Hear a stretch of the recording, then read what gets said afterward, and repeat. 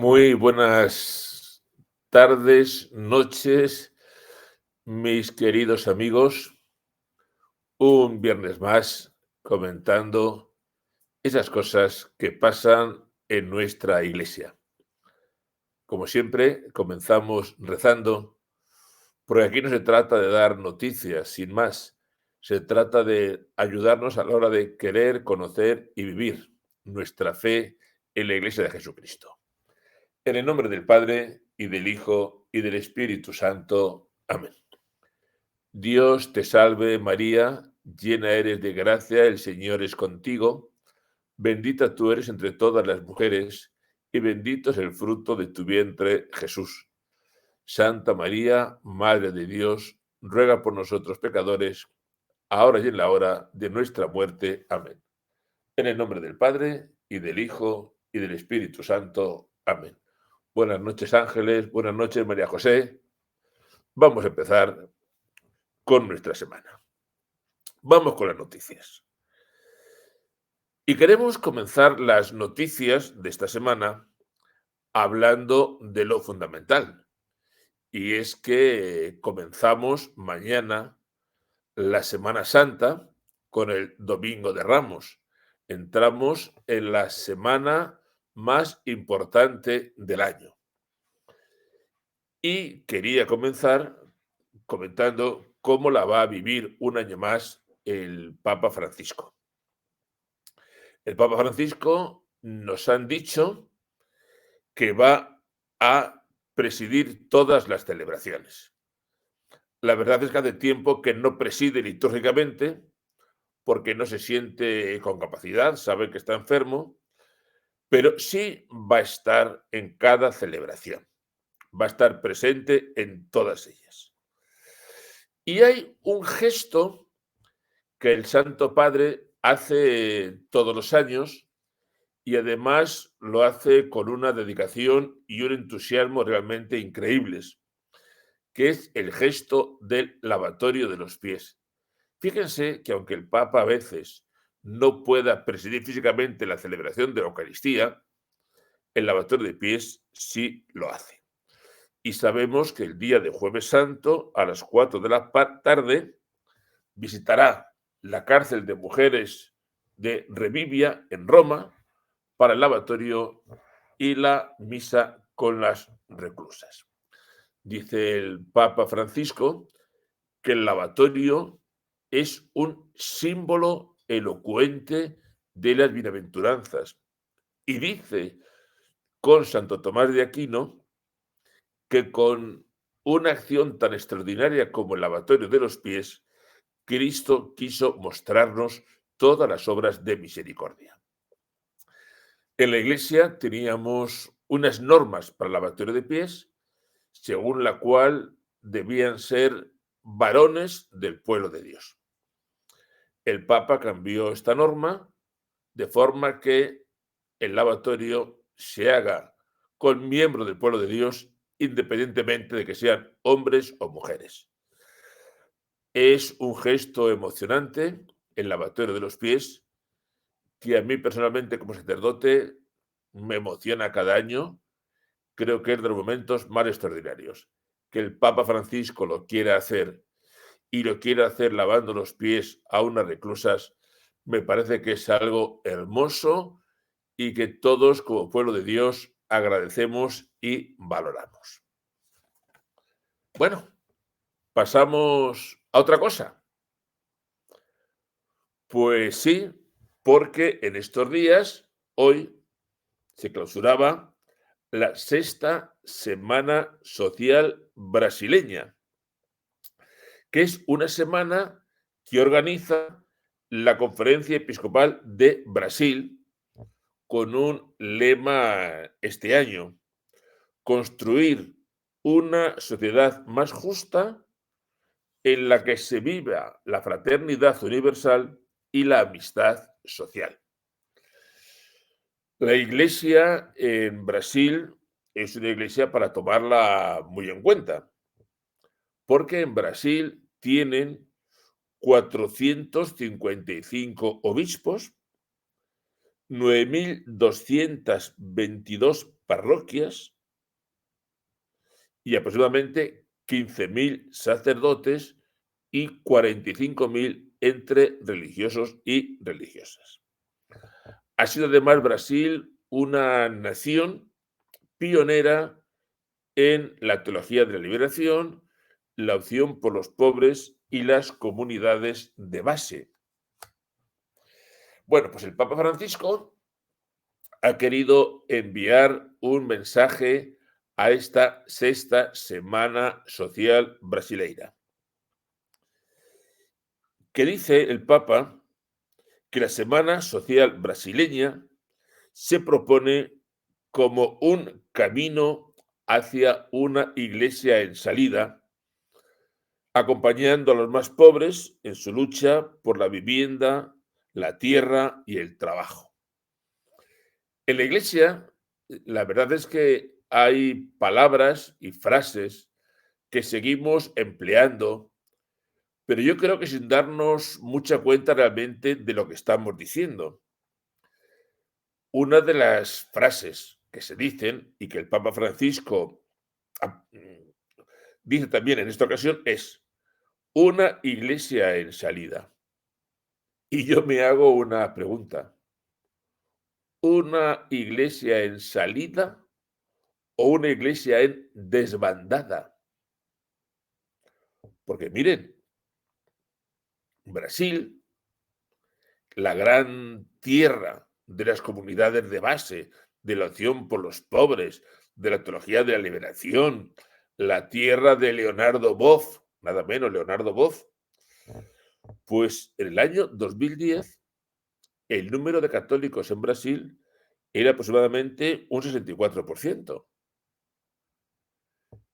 Pero es que en el año 2020 había bajado a poco más del 50% de los brasileños católicos y ahora ya no se llega al 50%. Mientras que los protestantes están ya en un 31%. Luego, la iglesia en salida se ha convertido en iglesia en desbandada. Pues hombre, yo espero que algún día aprendamos, porque lo que es evidente es que los frutos de las comunidades de base, de la iglesia en salida, de la acción por los pobres y de la iglesia reinventada son frutos poco apetecibles. Por eso, no se queden con la iglesia en salida, sino piensen que lo que muchos llaman la iglesia en salida es una iglesia en desbandada, en la que no queda nadie. Se nos han ido a los protestantes. Brasil, que era el país con el mayor número de católicos del mundo, menos del 50% de la población católica. Pues vamos a sacar enseñanzas y darnos cuenta que hay cosas que llevan al más absoluto de los desastres. Que sigamos pensando en que la solución está en las pequeñas comunidades, las comunidades de base y tal, pues hombre, yo creo que sería un error. Y como diría el otro, simplemente a las pruebas me estoy repitiendo. Nos vamos, miren, no me digan que es bonito, 21 de marzo, Día Mundial del Síndrome de Down. Y se celebra el 21 de marzo porque el problema del síndrome de Down es que en el par 21 de cromosomas, en vez de haber dos, hay tres. Por eso es 21 y marzo por el 3. El Día Mundial del Síndrome de Down. Todos hemos visto niños con síndrome de Down. Tienen sus rasgos físicos un poquito achinados, por eso el nombre. El mongolismo se decía. Tenemos dificultades, tenemos todo lo que sea. Pero hay un dato con el síndrome de Down que a mí me resulta preocupante. Miren, en España tenemos una media de nacimientos al año de unos 400.000. Apenas 150 son los niños que nacen con síndrome de Down y cada vez menos. ¿Saben ustedes, por ejemplo, que en Islandia los niños que nacen con síndrome de Down son cero? ¿Y por qué? ¿Por casualidad? No, porque nos pone delante un problema. Y es que desde que han empezado a hacer prácticamente obligatorio el diagnóstico prenatal, en cuanto a un niño hay certeza o sospecha de un síndrome de Down o algún tipo de malformación, pues simplemente facilitan el aborto y un problema menos. Y esto es curioso, porque la gente ve a los niños con discapacidad y la gente es solidaria, la gente es cariñosa, la gente acoge a los niños, pero no queremos tener en casa un niño con síndrome de Down. Queremos niños perfectos, niños extraordinarios, y nos horroriza tener cualquier problema con el niño. Entonces, hay muchas familias que, basándose en una asquerosa misericordia, perdonen la palabra, dicen que para que el niño pueda sufrir es mejor que no nazca. Entonces, si el niño va a tener síndrome de Down, pues él aborta y así el pobre niño no tiene que sufrir. Esto es horroroso, pero esta es la sociedad en la que nos está tocando vivir. Una sociedad en la que hemos decidido convertirnos en dioses y decidir nosotros mismos quién tiene derecho a vivir y quién no tiene derecho a vivir. Pues esto es el síndrome de Down. Prácticamente no nacen niños con síndrome de Down. ¿Por qué no hay problemas? Sí, cada vez tendría que haber más porque las madres tienen los niños a una edad más tardía, que eso facilita el síndrome de Down. Pero como hemos decidido que el aborto es tan facilito, pues angelitos al cielo. Bendito sea Dios, qué horror lo que nos toca vivir. Pero yo sí quería hablar del síndrome de Down para que nos demos cuenta de lo que es la terrible lacra del aborto como pura eugenesia. Es decir, queremos una sociedad perfecta y al que no es perfecto nos lo quitamos del medio. Terrible en la sociedad que llamamos de la solidaridad, de la misericordia y de la amistad. El que es distinto, lo mato. Horroroso. Pero había que hablar hoy de los niños con síndrome de Down. Yo no sé si ustedes sabían que en España tenemos, en España no, perdón, en Europa tenemos un Consejo de Conferencias Episcopales de Europa. ¿A qué no lo sabían? Y si lo sabían, les trae bastante sin cuidado, como a mí. Saben que en la Iglesia y en la sociedad, pero en la Iglesia especialmente, nos vuelve locos tener comisiones, reuniones, asambleas y encuentros. El Concilio Vaticano II favoreció la creación de las conferencias episcopales por naciones y por regiones, y de ahí se ha ido ampliando. ¿Conferencias episcopales ahí en Europa? Sí, pues hagamos una conferencia de las conferencias. En Europa hay 33 conferencias episcopales y este organismo se constituye en el año 1971. ¿Y qué han hecho hasta ahora? Pues según ellos mismos, varios simposios y numerosos encuentros. ¿Ustedes alguna vez han tenido noticia de un simposio o de un encuentro organizado por el Consejo de las Conferencias Episcopales de Europa? Yo, de luego, ninguno. Y se supone que debía estar un poquito al tanto. ¿Y cuál es el objetivo de la conferencia de las conferencias? Pues parece ser que favorecer la comunión con el Papa, está bien, comunicarse mejor. Yo no sé en estos tiempos, la gente para qué quiere el WhatsApp y las videoconferencias, y además impulsar la nueva evangelización. Bueno, pues está bien.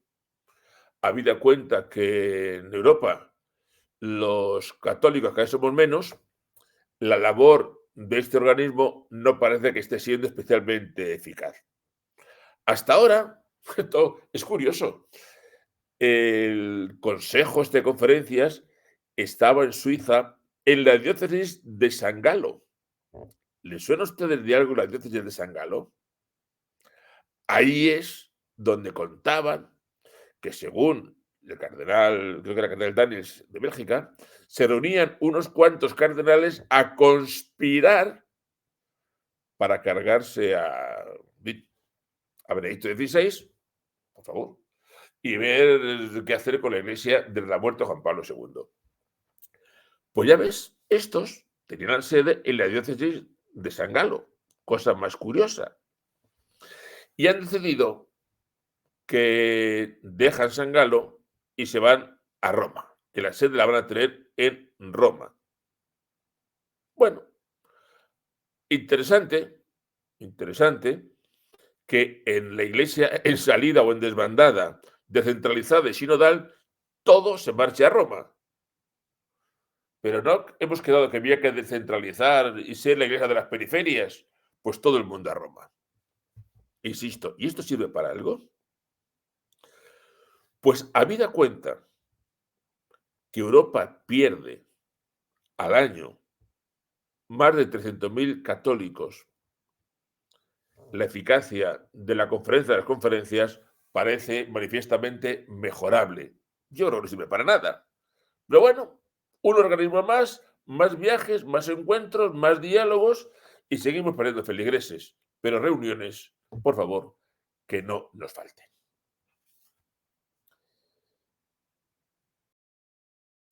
¿Saben ustedes cómo está en el mundo el tema de la libertad religiosa?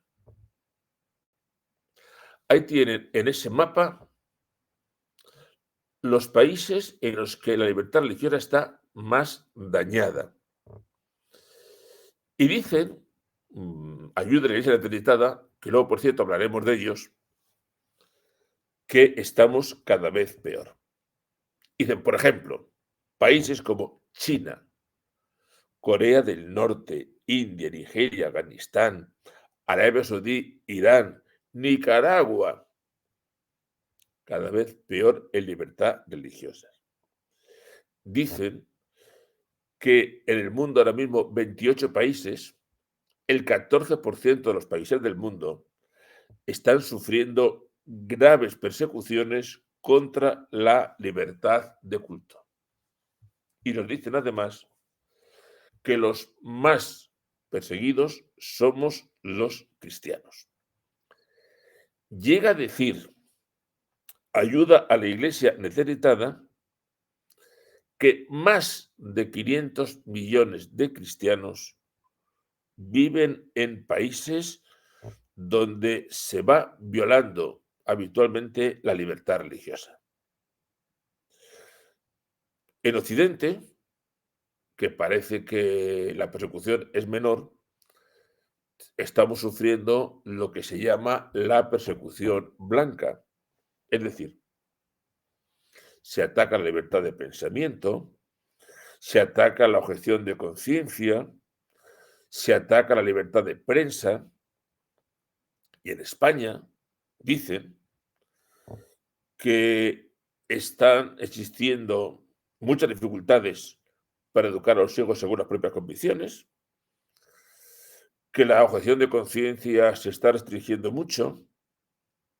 Pues todo esto nos hace ver lo que es la ausencia de libertad y los ataques a la libertad religiosa. Como dato escalofriante, hemos hablado alguna vez de la situación de Nigeria, pero es que Nigeria en 14 años llevan 50.000 muertos cristianos. En Nigeria en los últimos 14 años. Y un país donde dicen que la libertad religiosa está viéndose cada día más coartada es la India, donde el simple hecho de hablar de tu fe se puede convertir en un delito. Mire, no olvidemos lo que es la dificultad de la fe. No olvidemos. No olvidemos la persecución. Y démonos cuenta, por favor, cómo está la vida religiosa no digo solo religiosa en el mundo. ¿Cómo está perseguida la religión en el mundo? Ahí tienen todo ese montón de países. Fíjense, por ejemplo, en América, Nicaragua, Venezuela y Cuba. Ahí es nada.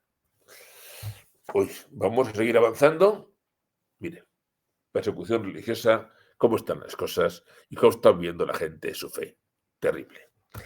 Vamos a ir a los disparates litúrgicos, porque esta foto se ha convertido en una foto retuiteada y mandada por todas partes. ¿Qué hay aquí? Pues aquí tenemos un colegio jesuita de Murcia y es la Eucaristía final de trimestre de los jóvenes que están en tercero de confirmación. Pues ahí tienen, en sillas, en una sala que es una sala de conferencias, con una televisión al fondo. El celebrante no lleva más ornamentos que una estola multicolor. Parece que hay una mesa en el medio que puede tener un poquito de pan natural. Esto es una misa. Y esto lo hemos conocido porque los mismos jesuitas han puesto la foto en sus páginas, en sus redes sociales. Y había pasado desapercibida hasta que alguien, no sé quién, se dio cuenta y empezó a moverla por todas las redes. Yo he sido uno de los que la ha movido todo lo que ha sido posible. Ha sido tal el jaleo y el alboroto que los propios jesuitas han quitado la foto de sus redes. Les han preguntado, ¿ustedes no tienen nada que decir? Han dicho, no, porque no queremos polemizar. Hombre, no se trata de polemizar, se trata de dar una explicación y de que nos cuenten qué está pasando ahí. En la liturgia seguimos viendo y tolerando prácticamente todo. Disparates cada día y es muy duro que alguien nos diga que bueno, que ahí está, en fin, que no pasa nada porque en definitiva no vamos a levantar polémicas. Pues miren, vamos a ser muy claros. A cualquier cristiano medio normal le sorprende que una misa por el modo extraordinario con el misal de San Pío V sea objeto de todo tipo de persecuciones y que estas cosas pasen a diario. Porque no es justo. Llega un sacerdote, celebra con el misal de San Pío V, siglos celebrando la Eucaristía así, y que la celebra bien, de acuerdo con el misal y como mandan las rúbricas, y eso está prohibidísimo y eso rompe la comunión eclesial. ¿Y esto qué rompe? ¿Y esto qué rompe? Esto no rompe nada. Para esto hay tolerancia cero y para el misal de San Pío V persecución total. ¿Pero esto por qué? Pues esto sigue pasando. ¿Qué se puede hacer? Denuncien. Denuncien, yo les diría cómo, ¿eh? Denuncien en las nunciaturas, denuncien en los obispados, a ser posible por burofax, para que quede constancia, y denuncien en las redes sociales. Porque estas cosas, hasta que no salen en las redes sociales, parece que no tienen importancia. Pero esto es intolerable. Sobre todo es intolerable esa doble vara de medir, según la cual unos tienen gorra y a otros se les corre a gorrazos. No es justo y que encima los que tienen capacidad para todo son justamente los heterodoxos. No es justo. No es justo de ninguna de las maneras. Pero con esto no voy a hablar más. Porque todos los días me gusta hablar de alguna cosa bonita. Ya con el tema de la persecución he hablado de ayuda a la iglesia necesitada. Yo a esta gente la quiero mucho. Porque es una organización pontificia fundada en el año 1947, pero que, atención a este dato, el año 1967 se consagró la organización a la Virgen de Fátima. Un dato positivo, muy buen dato. Y es una obra pontificia, una obra de caridad al servicio de los cristianos que sufren. Dicen, ayudamos a la Iglesia Católica a mantener viva la fe allí donde se encuentra amenazada por la persecución, la discriminación y la pobreza. Miren, cuando tenemos en la Iglesia tanta ONG, Cáritas, Manos Unidas, que solamente hablan de los pobres y del hambre y de comer, que hay que hablar, esta gente son estrictamente evangelizadores. Son católicos sin complejos. Son católicos que ayudan a la Iglesia, edifican templos, dan catequesis, ayudan a los cristianos, celebran la fe. Son gente extraordinaria. Esta gente se lo merece todo. Porque les digo que en esta iglesia nuestra, tan de complejos y de tan ONG, que hay organismos como estos que realmente están para evangelizar y anunciar a Jesucristo, esto realmente merece la pena. ¿Cómo pueden colaborar? Pues mire, yo les voy a dar dos cosas. Se pueden meter en la página web de Ayuda a la Iglesia Necesitada, que eso es sencillísimo, y hay dos formas de ayudar. Una, que es unirse a sus campañas de oración, porque no olviden que la oración es la primera de las cosas que tenemos que ofrecernos los unos a los otros. Recen por ellos, porque no saben el gran bien que hace esta gente, efectivamente, a los cristianos perseguidos. El bien que hacen de estar donde están los cristianos masacrados, allí está ayuda a la iglesia necesitada sacando aquello adelante. Bueno, pues necesita oración y yo les voy a sugerir otra forma de colaborar con ellos, que a través de su página web lo pueden hacer, que es encargar misas. Posiblemente muchos de ustedes en sus parroquias no pueden encargar una misa por sus difuntos, directamente porque no la celebran o porque se ríen de ello. Esto lo hacen y gracias a los estipendios de las misas, encima los sacerdotes pueden mantenerse y pueden subsistir. Es una organización, de verdad, para mí, de la gente más seria. Así que si les pueden echar una mano, echen una mano a la ayuda a la iglesia necesitada. Estamos a 2 minutos, pero hombre, yo creo que voy a hacer una sección, decía el otro día, que es la bobada de la semana. ¿Y cuál es la bobada de esta semana? Pues la foto que he puesto es la del Colegio de los Escolapios de una localidad cercana a Madrid, de Pozuelo de Alarcón. Y digo bobada porque en el Colegio de los Escolapios han decidido suprimir las actividades del Día del Padre y del Día de la Madre. ¿Y por qué las suprimen? Pues porque dicen que apuestan por una educación inclusiva. Y que entonces, claro, hay niños que no tienen padre, niños que no tienen madre, y que entonces celebrar el Día del Padre o el Día de la Madre, pues sería discriminatorio para los demás. Vamos a ver, vamos a ver. Oigan, ustedes me dicen que no puedo celebrar el Día del Abuelo porque mi abuela se murió hace un montón de años. Vamos a ver. El Día del Padre y el Día de la Madre, ¿por qué no se pueden celebrar? Pero es que hemos optado por la educación inclusiva. Esa educación que en España quieren que nombre al padre y a la madre como progenitor A y progenitor B. Es decir, quitamos la identidad sexual. Estamos claudicando ante el laicismo y ante la ideología de género. Y entonces llegamos a esta memez. No celebro el Día del Padre porque hay un niño que no tiene papá. Pues no tiene papá, será porque se haya muerto. Pues rezaremos por papá. No es que yo tengo 2 mamás, yo tengo 2 papás, yo tengo 3 mamás, yo tengo papá y medio. Y esta forma de ver la sociedad, donde no hay sexo, no hay género, donde todo es así, el progenitor A y el progenitor B, ¿Lo están fomentando desde un colegio confesionalmente católico? Pues, hombre, y lo llamo bobada de la semana y me he quedado corto.